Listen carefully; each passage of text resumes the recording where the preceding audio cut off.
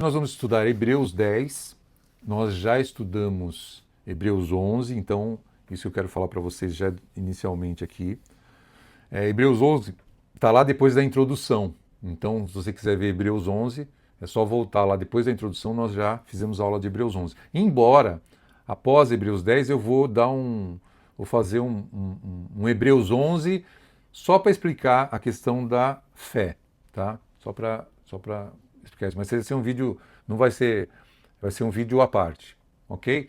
Então vamos lá, Hebreus 10. Então vamos estudar esse capítulo 10. Hoje ele nos coloca, na verdade, esse capítulo 10 de Hebreus, diante de uma pergunta muito importante. Então, se Jesus já ofereceu o sacrifício perfeito, por que ainda nós somos chamados a perseverar e vigiar e não retroceder? Então, a gente vai, principalmente aqui em Hebreus 10, nós vamos ver o que significa ter um novo nascimento, ter um novo caminho, né? Entender o quanto é sério o afastamento de Deus quando você se afasta de forma proposital. Não estou falando de uma queda, de repente, que você tenha, não. Algo que você se afasta de forma proposital. O quanto é sério isso a gente vai ver nesse capítulo também. E a gente vai descobrir que a gente precisa de viver como aqueles que não retrocedem, tá? E o que isso significa para a nossa caminhada com Deus, né? Hebreus ele nos chama para uma decisão como nós vamos viver depois do que Cristo fez por nós, né? Depois da entrega de Cristo, depois disso que Ele fez por nós, como nós vamos viver, qual é o nosso proceder depois dessa entrega, ok? Então vamos lá, a superioridade de Cristo sobre os sacrifícios da antiga aliança. Hebreus 10, de 1 a 4. A lei traz apenas uma sombra dos benefícios que hão de vir, e não a sua realidade. Por isso, ela nunca consegue, mediante os mesmos sacrifícios repetidos anos após anos, aperfeiçoar os que se aproximam para adorar. Se pudesse fazê-lo, não deixariam de ser oferecidos, pois os adoradores, tendo sido purificados uma vez por todas, não mais se sentiriam culpados de seus pecados. Contudo, esses sacrifícios são uma recordação anual dos pecados, pois é impossível que o sangue de touros e de bodes tire pecados. Então, quando a gente chega no capítulo 10 de Hebreus, a gente percebe que o autor ele continua desenvolvendo o mesmo tema desde o início da carta, tá? A superioridade de Cristo e agora a superioridade de Cristo e da nova aliança. A superioridade de Cristo e a superioridade da nova aliança. Então ele começa a estabelecer um contraste, né, que é fundamental entre a sombra e entre a realidade. A sombra que era o Antigo Testamento era a sombra das coisas que haviam de vir.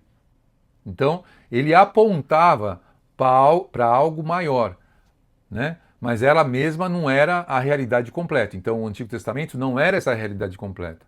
Os sacrifícios que eram apresentados lá pelos sacerdotes do Antigo Testamento tinham valor dentro daquele sistema, tá? Mas eles não tinham poder para resolver definitivamente o problema do pecado. Então, por isso, eles precisavam ser repetidos todos os anos, continuamente. Então, todos os anos, o povo ele precisava novamente apresentar-se lá para o sacerdote, levar os sacrifícios. Isso demonstrava que aqueles sacrifícios não conseguiam aperfeiçoar completamente aqueles que se aproximavam de Deus. Então eles funcionavam, na verdade, como uma lembrança constante do pecado. Então a palavra usada para essa lembrança mostra que aqueles sacrifícios, eles não removiam a culpa. Eles apenas apontavam para uma necessidade de que algo maior fosse feito. Porque eles mesmos só nos davam a memória de que eu sou um pecador. Então, o problema do pecado é que ele não seria resolvido pelo sangue de animais. Como o próprio texto afirmou aí, né? É impossível que o sangue de touros e bodes tire pecados. Então a lei nunca foi o destino final. Ela tinha uma função de conduzir o povo, né, até a realidade que nós encontramos hoje, que é Cristo. O que antes era sombra, agora se revela em Cristo, plenamente em Cristo. Então, na antiga aliança, havia a lembrança constante do pecado. Na nova aliança, a lembrança é que o sacrifício perfeito já foi feito por Cristo. Então, nós temos que ter isso em mente. O sacrifício já foi feito por Cristo. A mente do antigo homem, lá do Antigo Testamento, era o quê? O sacrifício não é suficiente para nos salvar. Hoje a nossa mente tem que ser: o sacrifício já foi feito. Essa é a diferença da gente e do homem do Antigo Testamento. Então essa compreensão prepara a gente para entender por que Jesus não veio apenas oferecer um sacrifício, mas ele veio ser o sacrifício definitivo. Então Cristo cumpre perfeitamente a vontade de Deus. Vamos ler aí em Hebreus 10, 5, fala assim: por isso, quando Cristo veio ao mundo, disse: sacrifício e oferta não quiseste, mas um corpo me preparaste. De holocausto e ofertas pelo pecado não te agradaste. Aqui estou, no livro está escrito, a meu respeito: vim para fazer a tua vontade, ó Deus. Sacrifícios e ofertas de holocaustos, né, e ofertas pelo pecado não quiseste, nem dele te agradastes, os quais eram feitos conforme a lei. Então acrescentou: aqui estou, vim para fazer a tua vontade. Ele cancela o primeiro, né, para estabelecer o segundo. Pelo cumprimento dessa vontade, fomos santificados por meio dos sacrifícios do corpo de Jesus Cristo, oferecido uma vez por todas. Então, o autor fala o quê? Ele mostra a diferença entre os sacrifícios do antigo e a obra do novo, a obra de Cristo. Então, Deus nunca teve prazer no ato externo do sacrifício, né? O problema não era a existência do sacrifício, né? Pois eles faziam parte da lei estabelecida por Deus, então não era o problema. O problema era pensar que o ritual, sem a transformação do coração, podia resolver a questão do pecado. Então o que Deus desejava era o que? Era uma obediência de verdade, uma obediência que viesse do coração. Por isso, quando Cristo entra no mundo, ele vai declarar lá: aqui estou, vim para fazer a tua vontade. Então Jesus não ofereceu algo externo. Ele entrou em si mesmo, né? O corpo preparado por Deus, que ele tomou aqui na terra, e ele ofereceria esse corpo como um sacrifício perfeito. É isso que ele fala nesse texto. Um corpo me deste, um corpo me preparou. Então esse corpo foi preparado por Deus, para o Filho dele, para que esse corpo fosse entregue em sacrifício perfeito. Então, outra coisa que ele fala aqui no texto: enquanto os sacrifícios antigos eram repetidos continuamente, Cristo oferece um único sacrifício, capaz de cumprir tudo aquilo que no Antigo Testamento eles tinham como sombra. Então a vontade de Deus foi cumprida plenamente. É por isso que o texto vai falar: ele cancela o primeiro para estabelecer o segundo. Então o primeiro sistema apontava para Cristo, o segundo revela a obra de Cristo. Então, pelo cumprimento dessa vontade, nós fomos santificados pelo sacrifício do corpo de Jesus Cristo, oferecido uma vez por todas.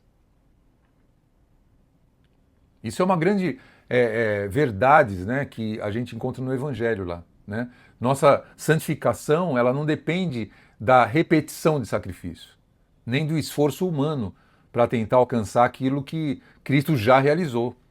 Eu não tenho que me esforçar para alcançar isso. Nossa posição diante de Deus, ela já está fundamentada na obra perfeita de Jesus Cristo. Então, enquanto a gente entende que Cristo realizou aquilo que nenhum sacrifício do Antigo Testamento podia realizar, a gente consegue compreender a diferença entre o ministério sacerdotal da antiga aliança e o sacerdócio eterno de Cristo. Então é o único sacrifício que aperfeiçoa para sempre, na verdade. E é o que vai falar Hebreus 10, 11. Vamos lá. Dia após dia, todo sacerdote apresenta-se e exerce os seus deveres religiosos. Repetidamente, oferece os mesmos sacrifícios que nunca podem remover os pecados. Mas quando esse sacerdote acabou de oferecer para sempre um único sacrifício pelos pecados, assentou-se, é importante essa palavra, assentou-se à direita de Deus. Daí em diante, ele está esperando até que os seus inimigos sejam colocados como estrado dos seus pés.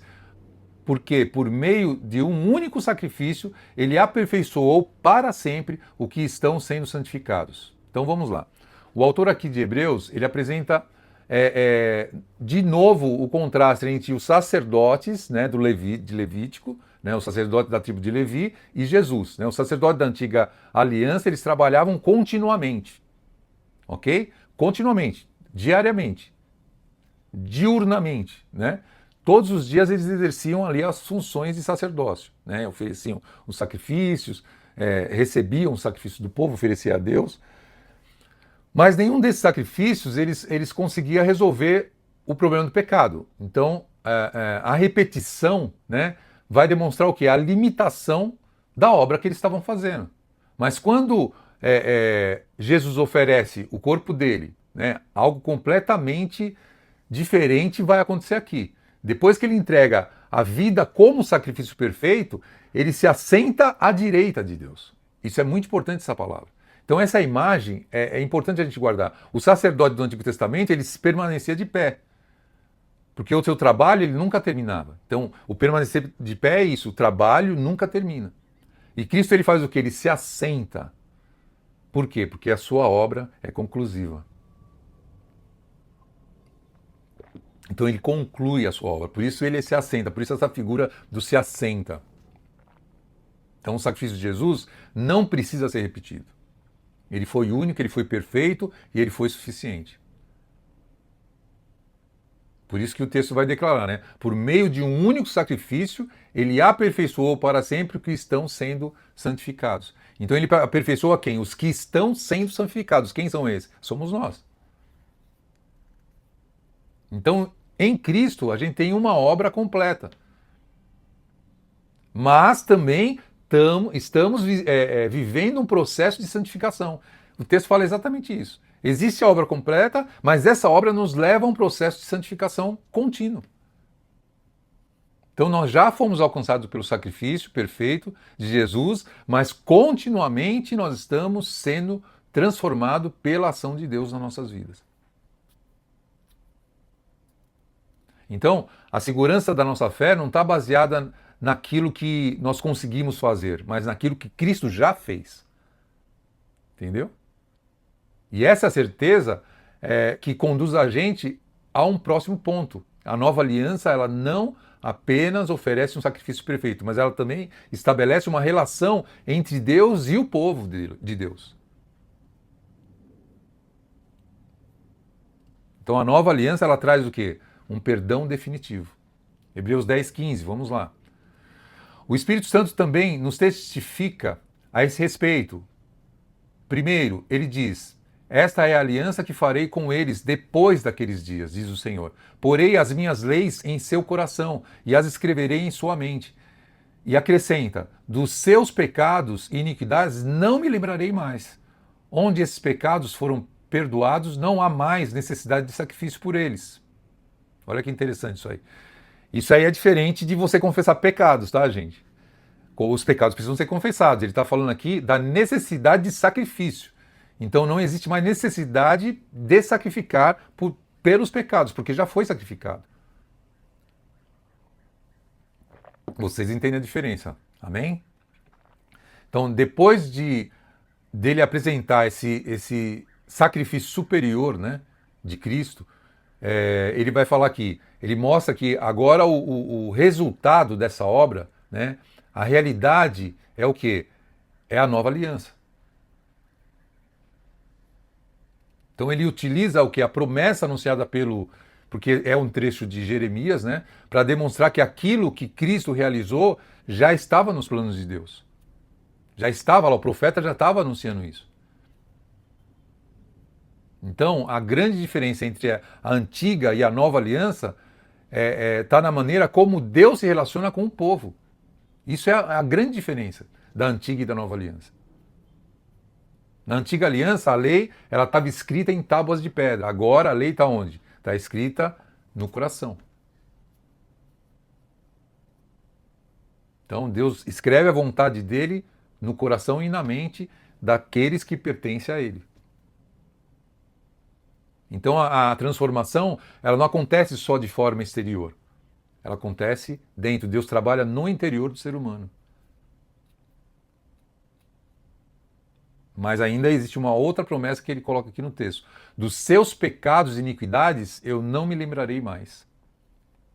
Então isso vai revelar o quê? A profundidade do perdão que a gente recebeu de Cristo, por meio de Cristo.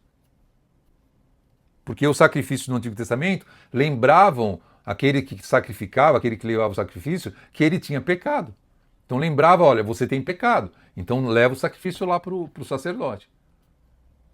Porque ele não conseguia ser removido. Então eu dava o meu sacrifício, depois eu tinha que dar de novo, e de novo, e de novo, e viver a vida dando sacrifício. Mas o sacrifício de Jesus trata isso de uma forma completa e única e definitiva. Então, quando Deus perdoa, não há necessidade de sacrifício. Amém? Mas a necessidade de confissão de pecados. Amém? São duas coisas totalmente diferentes.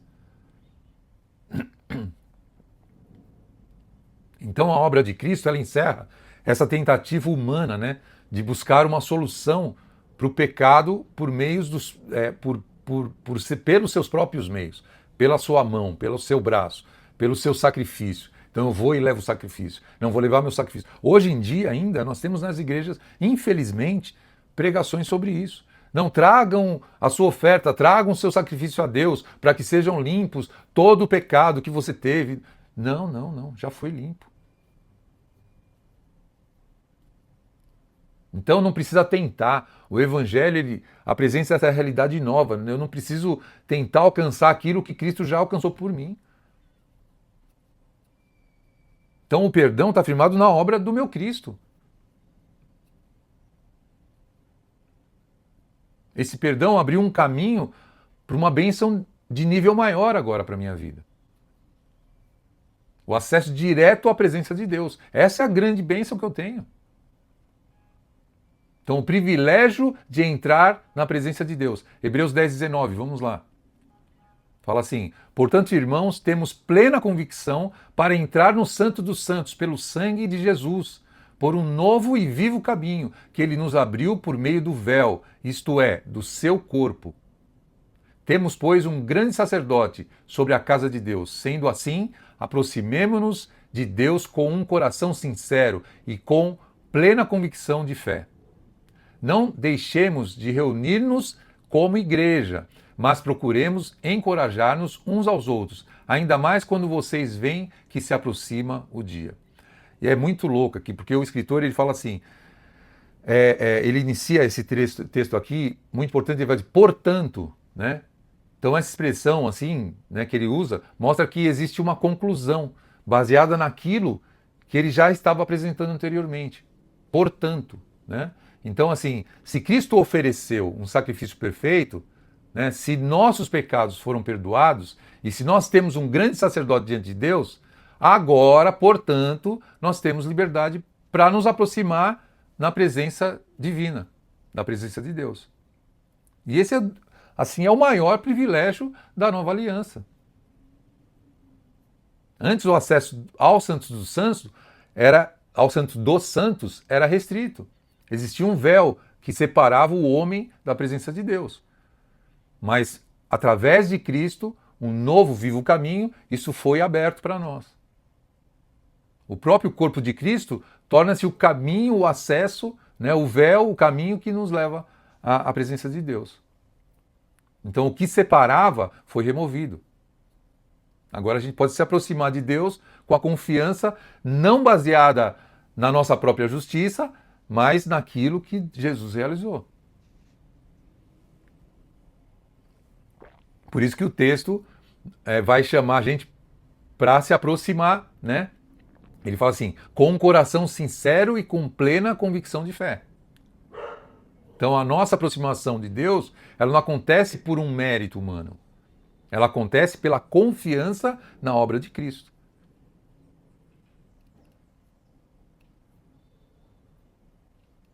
Então, e é importante assim, uma coisa importante. Esse acesso, ele tem uma consequência prática.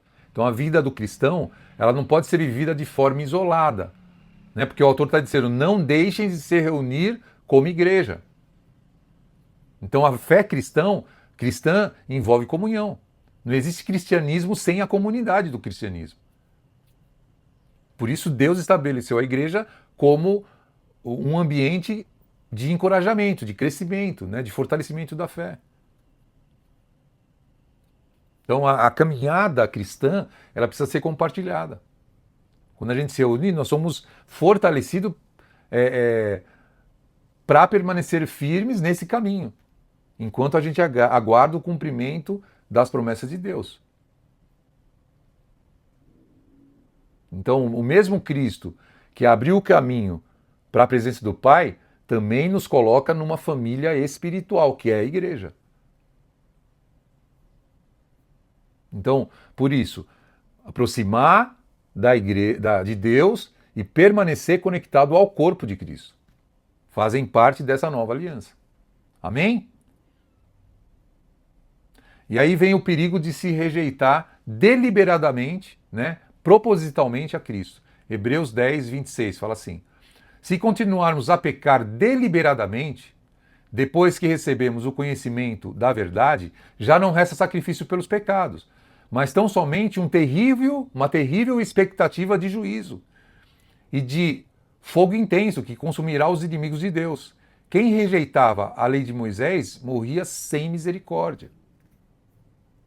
Quão mais severo castigo julgam vocês merece aquele que pisou aos pés o Filho de Deus, profanou o sangue da aliança, insultou o Espírito da graça. Terrível coisa é cair nas mãos de Deus. A gente já estudou um capítulo aqui sobre a questão de perder ou não a salvação. E aqui ele traz de novo esse pensamento. Então, depois que ele apresenta o privilégio, né, da nova aliança, ele vai apresentar aqui uma advertência e é muito séria. Ele fala sobre aqueles que continuam pecando. Pecando como? Deliberadamente, propositalmente. Depois de eles terem recebido, né, o conhecimento da verdade, terem tido relacionamento com o Espírito Santo, né? Então, a ênfase aqui, ela está na rejeição consciente e na rejeição intencional do cristão com relação a Cristo.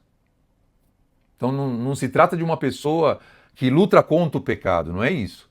E ela busca permanecer na fidelidade diante de Deus. Isso, pecar é uma coisa que é consequência de estar vivo, né?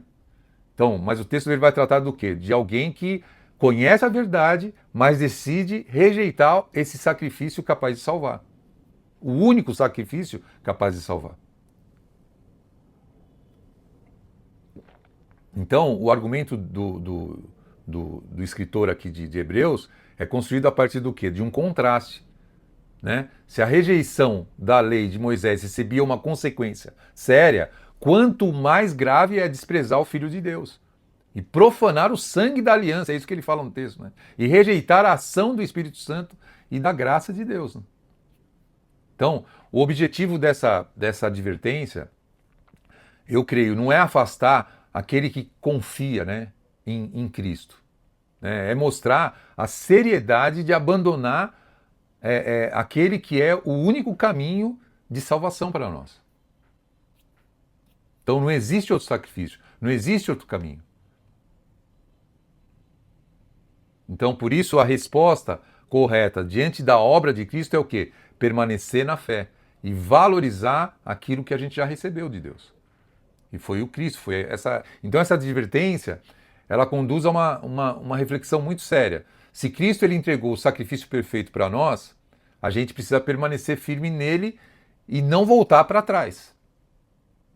E é o que ele vai falar aqui, ó, perseverar na fé até o fim, Hebreus 10, 32. Lembre-se dos primeiros dias depois que vocês foram iluminados, quando suportaram muita luta e muito sofrimento. Por isso, não abram mão da confiança que vocês têm, ela será ricamente recompensada. Vocês precisam perseverar, mas o meu justo viverá pela fé, e se retroceder, não me agradarei dele. Nós, porém, não somos dos que retrocedem e são destruídos. Nós somos dos que creem e são salvos. Então, depois que ele apresentar a advertência lá, que é muito séria, né? Ele encerra o capítulo aqui trazendo uma palavra, eu diria, de encorajamento. Tá? Ele chama os irmãos ali a se lembrarem do início da caminhada. Eles haviam enfrentado lutas, sofrimento, perseguição, mas eles permaneceram firmes, porque eles tinham a esperança em algo maior. Então, ele aqui, o autor, aqui, o escritor, ele não ignora a dificuldade que eles enfrentaram. Ele reconhece que a caminhada cristã ela não pode envolver só momentos fáceis, vão existir momentos difíceis. Mas ele mostra que essa dificuldade, né, não pode anular a promessa de Deus, jamais. Por isso ele declara, né, não abram mão da confiança que vocês têm, ela será ricamente recompensada. Então a perseverança aqui, ela é apresentada, né, pelo autor assim, como uma marca daqueles que pertencem a Deus. A fé verdadeira continua firme mesmo quando existem desafios no nosso caminho. E ele utiliza a palavra do profeta Abacuque aqui, quando fala assim, o meu justo viverá pela fé, e se retroceder, não me agradarei nele. Ele traz essa lembrança, né? Eu acredito que quando ele estava escrevendo, ele trouxe essa lembrança na mente dele. Então, a vida do justo é marcada pela fé. Não é uma fé baseada apenas nas boas circunstâncias, nas circunstâncias visíveis, nas coisas que estão aí, que eu consigo ver, mas é uma confiança naquele que prometeu para nós e ele permanece fiel. Então a caminhada cristã envolve o quê? Você esperar aquilo que ainda você não vê, confiando no Cristo que você vê, literalmente. Que Cristo que você vê, né, pela fé, vai cumprir a promessa dele. Por isso ele vai concluir aqui uma declaração, que eu diria até de identidade. Nós, porém, a identidade do cristão, nós, porém, não somos dos que retrocedem e são destruídos. Nós somos dos que creem e são salvos. Então essa afirmação, ela mostra o quê? A característica, a identidade do povo de Deus. A igreja é formada por pessoas que não abandonam a fé. Por pessoas que permanecem confiando em Cristo. E aí vem a aplicação final, vivendo pela fé no sacrifício perfeito de Cristo, né? Então, você conclui Hebreus, né, Hebreus 10 aí, você percebe o quê? A grande sequência, né, que o autor dá aqui. Primeiro, ele mostra que o sacrifício do Antigo Testamento era uma sombra, né? Eles apontavam para algo maior, mas eles não conseguiam remover o pecado definitivamente. Depois ele apresenta Jesus como o cumprimento perfeito da vontade de Deus. Então Cristo ofereceu o corpo como sacrifício único e suficiente. Então ele não precisou repetir a oferta, né, que os sacerdotes faziam anualmente, diariamente, permaneciam de pé ali, né? Porque a obra dele é perfeita, é completa. Então, por causa desse sacrifício, nós temos o perdão verdadeiro, uma nova aliança e um acesso à presença de Deus. O lugar santíssimo agora, ele não está limitado a um espaço físico. O acesso a Deus foi aberto por meio de Cristo e a gente pode aproximar do Pai porque Jesus abriu esse novo caminho para nós. Mas ao mesmo tempo que abriu o caminho, também trouxe uma responsabilidade diferente. Nós somos chamados a permanecer o quê? Firmes, viver em comunhão, fortalecer uns aos outros, né? No relacionamento, na igreja, né? Na caminhada da fé. Então nós não somos chamados a voltar para aquilo que Cristo já cumpriu. Nós somos chamados para permanecer confiantes naquilo que Ele realizou. Então, diante das lutas, das dificuldades, a gente sempre precisa se lembrar, né? É importantíssimo a nossa esperança, ela não está na nossa capacidade, de permanecer, mas está na obra perfeita daquele que nos chamou para esse lugar que nós estamos hoje. Por isso a gente pode declarar, nós não somos dos que retrocedem e são destruídos, nós somos dos que creem e são salvos. Amém? Então quando a gente olha para a lei do Antigo Testamento, a gente precisa entender uma coisa, ela não era, ela era apenas uma sombra. Então quando eu estiver lá lendo o Antigo Testamento, que eu creio que todos aqui vão ler diferente quando a gente entrar lá, começar a estudar o Antigo Testamento. Então essa realidade, né, que o Antigo Testamento vai mostrar, a gente já sabe que ela vai se cumprir lá em Cristo, lá no Novo Testamento, plenamente. Amém? Isso muda completamente a nossa maneira de olhar para o Antigo Testamento e de olhar para Deus.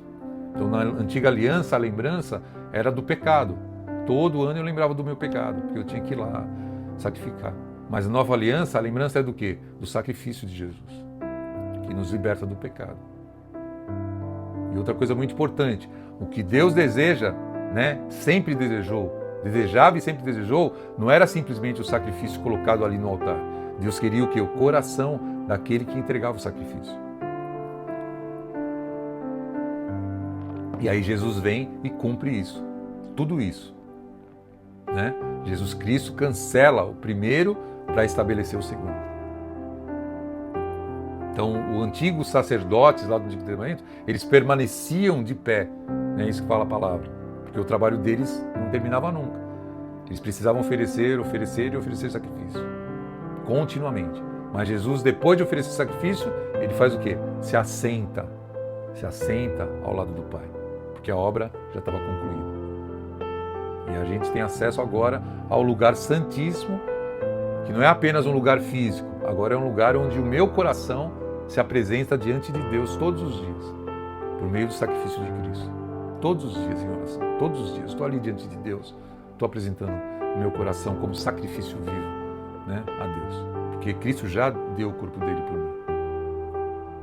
E outra coisa importante que ele fala aqui, não existe cristianismo sem comunidade, não existe cristianismo só, não existe cristianismo solo. A gente precisa estar em corpo, né? Precisamos caminhar juntos, amar juntos, uns com os outros, ensinando, encorajando uns aos outros. É isso que ele nos alerta contra o pecado. Não é para que a gente se afaste, né? É justamente o contrário. É para que a gente compreenda que o valor do sacrifício perfeito de Cristo faz com que a gente permaneça firmes nele. Essa é uma das características daquele que confia em Cristo. E aí ele termina com a palavra maravilhosa. Nós não somos dos que retrocedem e são destruídos. Nós somos dos que creem e são salvos. Glória a Deus! Glória a Deus! Aleluias! Aleluias! Então é isso. Tá bom? Então, capítulo 11, se você quiser rever, tá lá no primeiro, depois da introdução, vem o capítulo 11. E é isso aí. Deus abençoe. Vamos para cima.